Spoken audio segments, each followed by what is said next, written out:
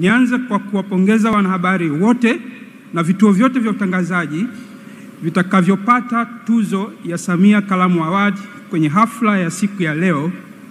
Ni mategemeo yangu kuwa tuzo hizi zitaleta chachu na mabadiliko makubwa kwenye tasnia ya habari kwa kuongeza thamani kwenye kazi zao na kuwa mfano bora kwa waandishi wengine wanaowazunguka. Kwa wale ambao hawajapata tuzo hizi leo, itawapa changamoto ya kuongeza juhudi ili siku za usoni nao waweze kupata tuzo.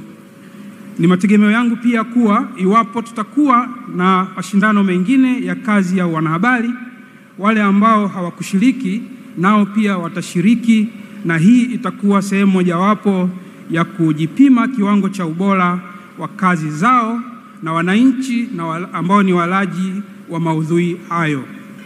Itoshe tu kusema hongera sana kwa washindi watakaotangazwa siku ya leo. Mheshimiwa Rais, sekta ya utangazaji ni nguzo muhimu katika kuhimiza maendeleo ya kijamii, kisiasa na kiuchumi katika nchi. Kupitia vyombo vya habari kama vile redio na television, wananchi hupata taarifa sahihi kuhusu masuala mbalimbali kama afya, elimu, siasa, mazingira na uchumi. Taarifa hizi huwasaidia wananchi kuongeza uelewa wao na kufanya maamuzi yanayowaletea manufaa binafsi na kwa taifa kwa ujumla.